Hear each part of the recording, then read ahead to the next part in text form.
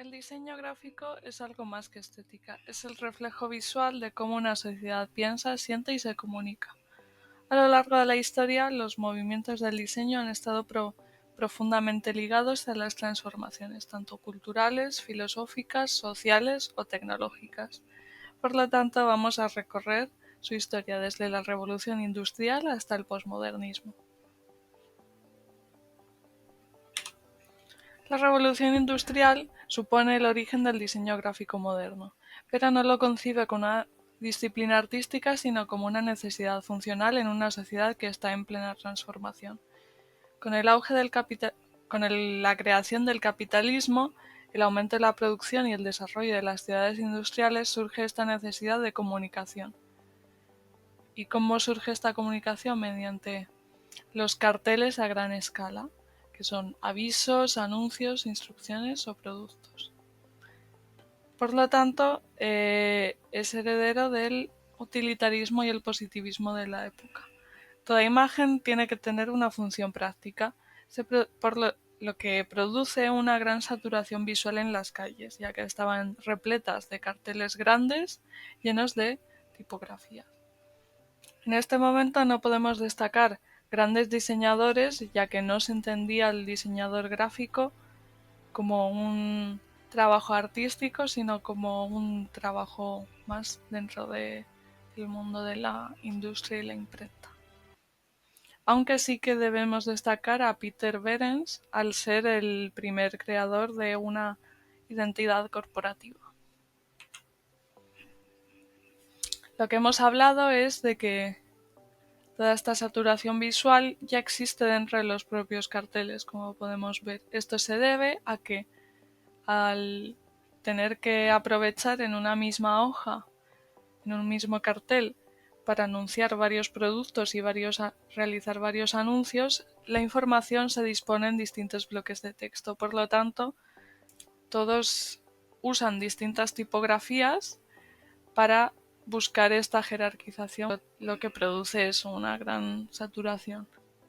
Los avances en la imprenta, gracias a nuevos aparatos como la litografía, permiten reproducir imágenes a todo color, lo que lleva a una gran explosión en la publicidad gráfica. Esto no solo es un gran cambio para el diseño gráfico, sino para el mundo del arte, ya que supone una brecha entre la cultura del arte preconcebida y una nueva cultura visual urbana dispuesta para todo el mundo. Como reacción a la revolución industrial, surge el modernismo, o Art Nouveau, una corriente que surge como una reacción al exceso de la máquina y a los diseños fríos de la era industrial. Por lo tanto, busca combatir esta frialdad con esteticismo, simbolismo, buscar de nuevo una función estética dentro del diseño. Este movimiento está tan ligado al esteticismo y al simbolismo que supone un puente entre las bellas artes y las artes aplicadas. Por lo tanto, es aquí donde surge esta nueva idea del diseñador gráfico, como más o menos como lo empezamos a concebir ahora. Los carteles ya no son mensajes visuales, sino que son objetos de belleza. Por lo tanto, aquí sí que surgen autores clave, como Alphonse Mucha, probablemente el más representativo, mediante los elementos que repetía, como las mujeres etéreas, las flores, las volutas, se consigue crear un emblema visual de toda la época. Toulouse-Lautrec y Steinlen, desde París, consiguen plantear el cartel como una crónica urbana de la expresividad y el dinamismo. Y tenemos autores como Mackintosh, quien desarrollan también diseños de muebles, pero también una famosa tipografía decorativa. Este periodo es una ruptura con el pasado industrial y a la vez un intento de devolver dignidad artística a los oficios gráficos, y esto lo consigue mediante armonía, líneas curvas, motivos vegetales, busca volver a relacionarse con la naturaleza, convertirlo de nuevo en un oficio mucho más artesanal y fluido que conecte de una forma más directa con el humano. El constructivismo ruso supone uno de los movimientos más influyentes en toda la historia del diseño gráfico, no tanto solo por sus formas, sino también por su gran carga ideológica. Al surgir en el contexto de la Revolución Rusa, parte de la premisa marxista de que el arte tiene que estar al servicio de la revolución. El diseñador ya no es tanto un artista creador, sino un trabajador gráfico que se ocupa de grandes roles en el momento de la transformación social. Como autores clave tenemos a Rodchenko, quien es uno de los pioneros en el uso del fotomontaje en la propaganda soviética y combina tipografía en bloques, como ya hemos visto, con imágenes de obreros. Lichitsky desarrolla obras icónicas como Golpea a los blancos con la cuña roja y supone un puente entre el constructivismo y la Bauhaus, ya que es también un teórico del diseño como lenguaje visual moderno. Y Gustav Klutzis, que se especializa en el cartel soviético, consigue combinar imágenes fotográficas con estructuras diagonales. Así, las características clave es el abandono de toda esta ornamentación. Las composiciones se vuelven geométricas, donde predominan las diagonales y los colores primarios, normalmente el rojo, el negro y el blanco, y mediante los fotomontajes buscan un dinamismo y sobre todo una claridad ideológica. El constructivismo no solo da lugar al lenguaje gráfico, sino que su herencia sigue perviviendo en muchos aspectos del diseño, desde los carteles políticos hasta la publicidad. La Bauhaus supone mucho más que una escuela de diseño, se considera una revolución tanto en el ámbito del arte, la cultura como la educación, ya que implementa cuestiones del arte y el diseño en la vida cotidiana. Ante su lema, la forma sigue la función, una premisa funcionalista cuyo fin es la idea de progreso mediante la unificación de arte, técnica e industria, para así generar objetos y diseños que sean útiles, accesibles a la vez que estéticos. Aquí tenemos autores como Just Schmidt, quien es autor de carteles tipográficos para exposiciones de la Bauhaus y explora composiciones asimétricas, integra imagen y texto como un todo. Herbert Bayer desarrolla una tipografía universal sin mayúsculas, diseña revistas y crea otros sistemas visuales. Y Moholy-Nagy lleva la fotografía al centro del diseño, consigue innovaciones con fotomontajes y fotogramas y otros experimentos visuales. Como ya hemos dicho, busca abandonar todos los adornos innecesarios. Aquí es donde surge la retícula modular, que se usará para la creación de los diseños tanto en carteles como en tipografías y todo lo relacionado, ya que todo sigue una geometría.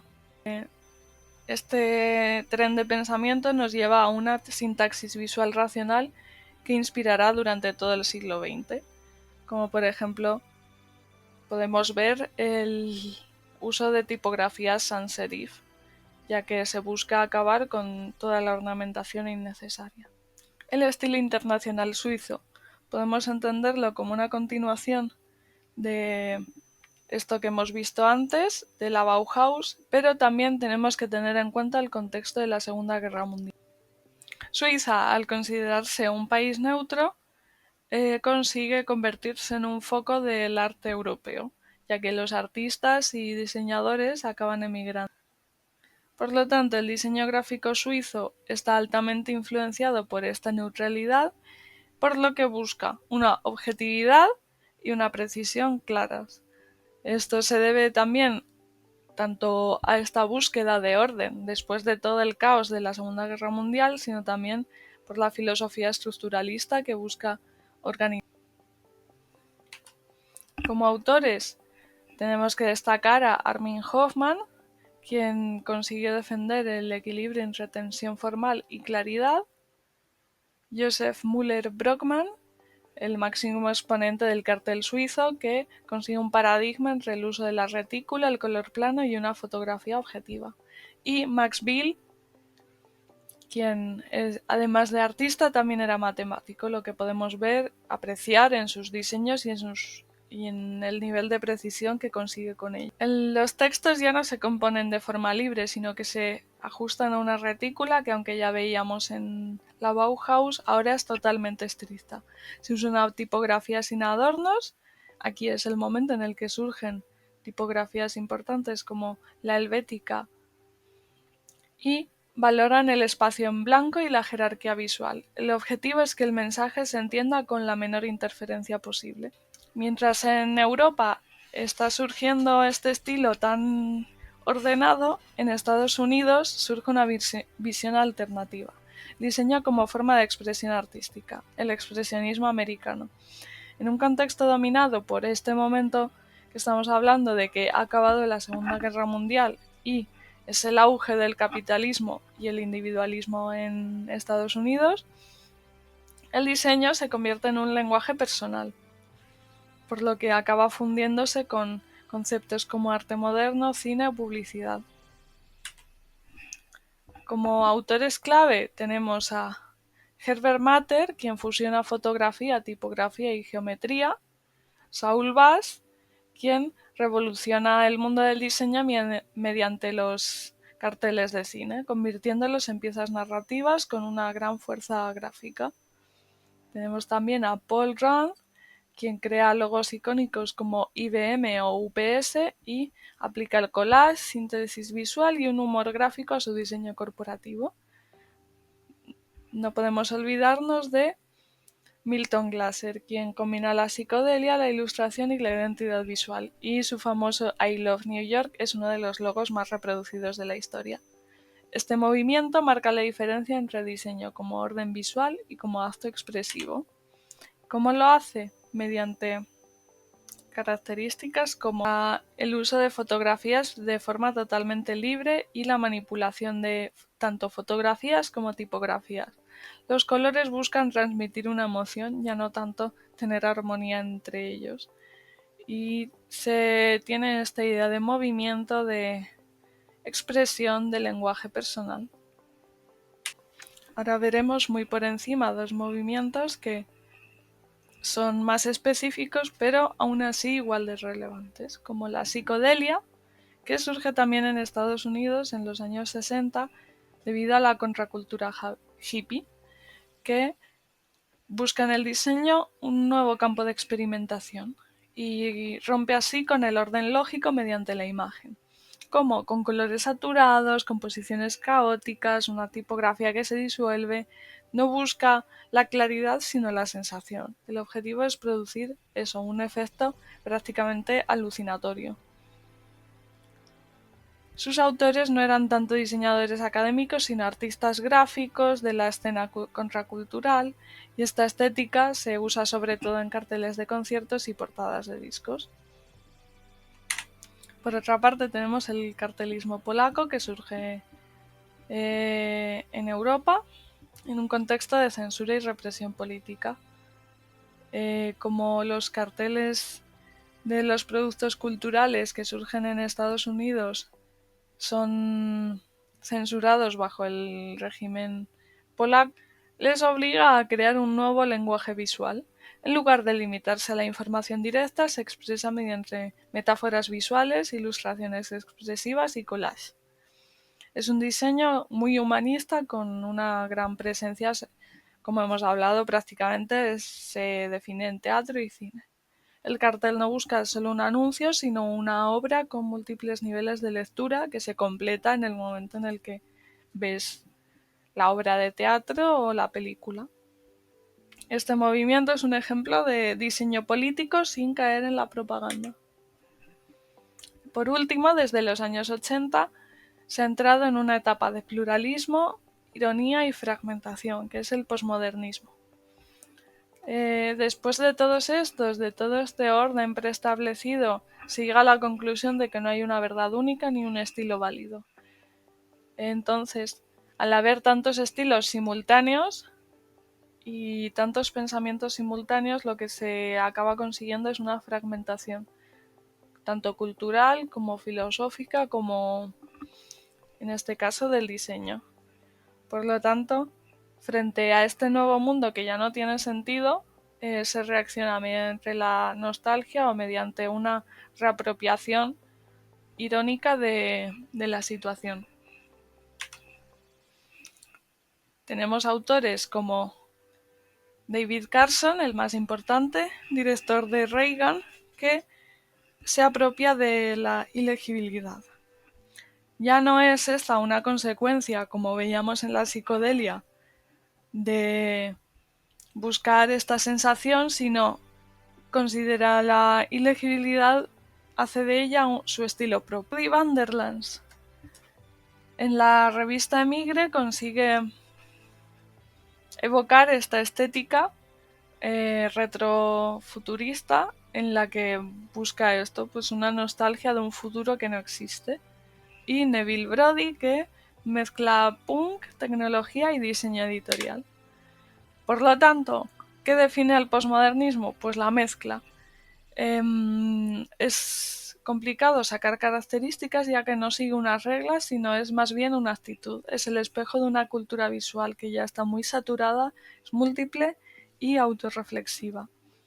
Sí que podemos apreciar cosas como el uso deliberado del mal diseño, esta apropiación de lo feo, una explosión tipográfica, la aleatoriedad, la mezcla de épocas, estilos y de todo. Aún así, todo esto gracias también a los avances tecnológicos, por lo que acabamos viendo collages digitales en su gran mayoría.